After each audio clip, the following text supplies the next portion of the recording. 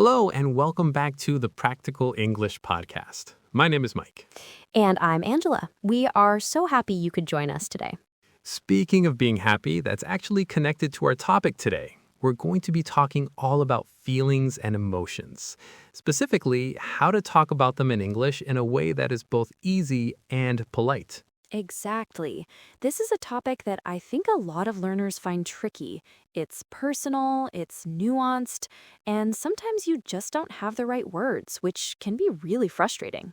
For sure, you might know the basic words like happy, sad, or angry, but English has so many richer, more specific ways to express these feelings. Plus, there's the cultural side of things. How direct should you be? Right. What might be perfectly normal to say in your own culture could come across as a little too strong or maybe even rude in an English-speaking environment. So today, we're going to give you the tools to navigate all of that. We'll start with expanding your vocabulary beyond the basics. Then we'll move into some incredibly useful phrases for being polite, especially when you're sharing negative feelings. And finally, we'll cover how to respond when someone else shares their feelings. Sounds like a great plan. So let's dive in. First up, vocabulary.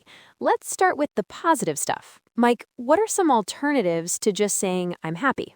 Okay, a great one for when you are very happy is thrilled.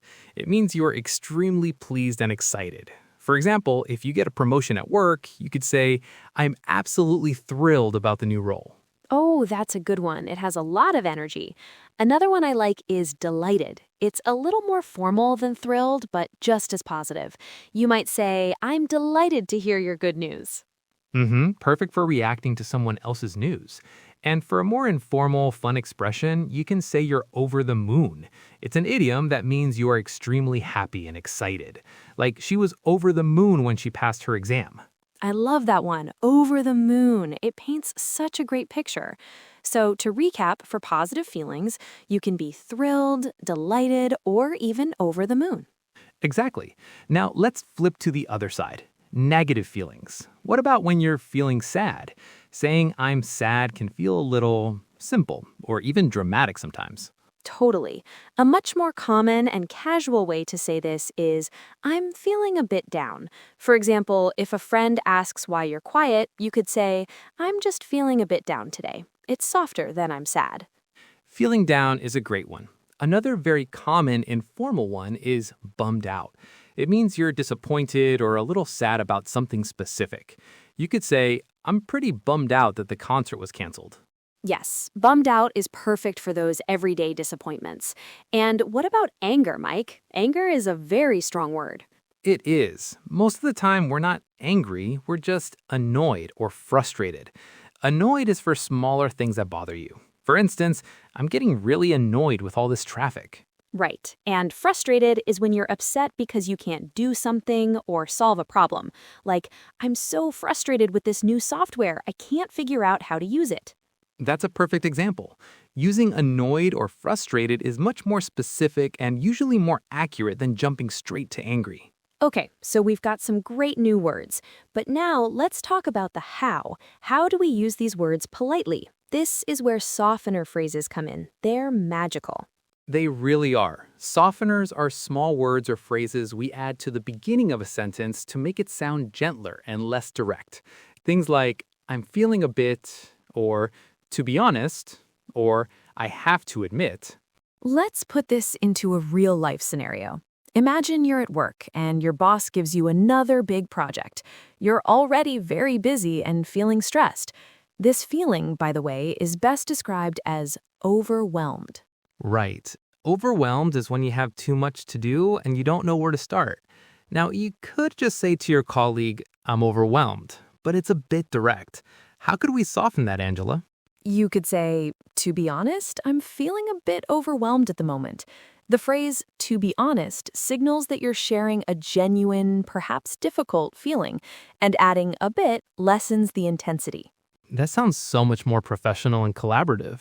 It opens up a conversation for your colleague to possibly offer help rather than just stating a problem.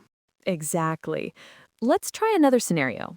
A friend invites you to a party, but you've had a long week and you just want to stay home. You're not sad or angry, you just don't have the energy. So instead of just saying, no, I don't want to go, which is very blunt, you could use a softener. You could say something like, that sounds like fun, but to be honest, I'm feeling pretty drained. I think I'm just going to have a quiet night in. Drained is a great word there. It means very tired with no energy. And notice Mike started with something positive. That sounds like fun. This is another great strategy. Acknowledge the invitation positively before you politely decline. So the key formula is positive comment plus a softener phrase plus your honest feeling. I'd love to, but I have to admit, I'm not really feeling up to it tonight. Not feeling up to it is another fantastic, polite phrase for saying you don't have the energy or mood for something. Okay, so this is all great for expressing our own feelings, but conversation is a two-way street. What happens when a friend comes to you and says, I'm feeling a bit overwhelmed with work? What's a good way to respond? This is so important. The goal is to show empathy and make the other person feel heard. A simple but powerful phrase is, I'm sorry to hear that. It shows you care. Right. Another great one is, that sounds really tough. You're validating their feeling. You're telling them that their emotional reaction is reasonable. You can also say, I can imagine that must be difficult. This shows you are trying to understand their perspective. After one of these empathetic phrases, you can then ask, is there anything I can do to help? That's the perfect follow-up. It moves from just listening to offering support. So let's roleplay. Angela, tell me you're frustrated with something. Okay. Mike, I've been trying to assemble this bookshelf for 3 hours, and the instructions make no sense. I'm so frustrated.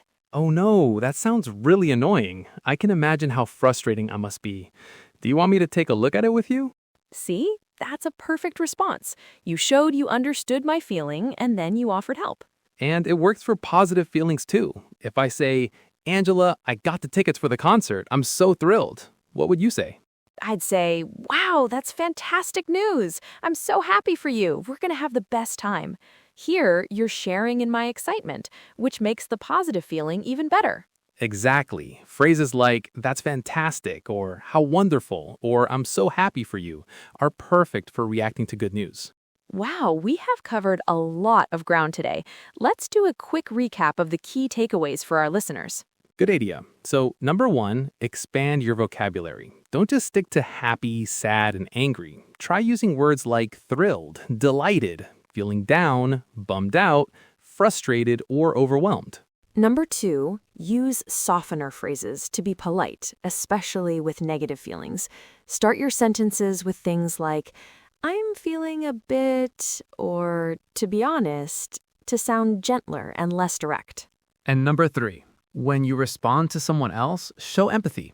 Use phrases like, that sounds tough for difficult situations, and share in their joy with, that's fantastic news for positive ones. This is such a valuable skill, not just for passing exams, but for building real connections with people. Expressing feelings is how we connect. Couldn't agree more. So for your homework this week, we challenge you to do 2 things. First, try to use one of the new feeling words you learned today in a conversation. Second, when you're watching a movie or a TV show in English, pay close attention to how the characters talk about their feelings. You'll start noticing these softener phrases everywhere. That's a great piece of homework. Well, that's all the time we have for today. We hope you're feeling a little more confident about this topic now. Thanks so much for tuning in to the Practical English Podcast. Join us next time when we'll be talking about phrasal verbs for everyday situations. Until then, take care and keep practicing. Bye, everyone. Bye.